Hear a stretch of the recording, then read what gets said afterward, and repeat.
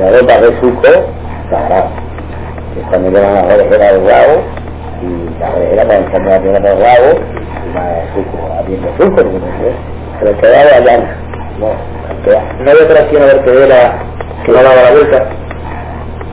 Sí, hombre. ¿Cómo se llamaba esa? Sí, esa es la renga.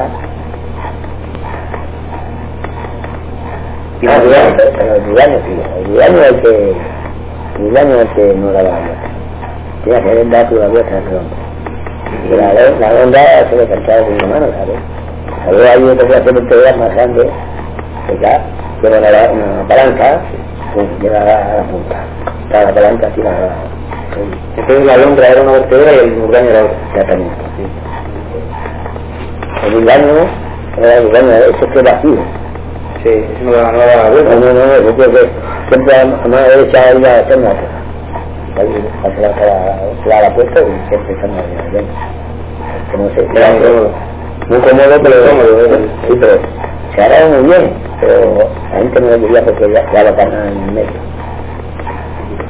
Como ahora ya hay una fachadera que me quiera teatro, me quiere estar para aquí, me quiere estar para otro lado. ¿Y cómo se llegaba el arado desde la casa hasta la punta? Pues, empezado. Encima de la cabeza fuerte.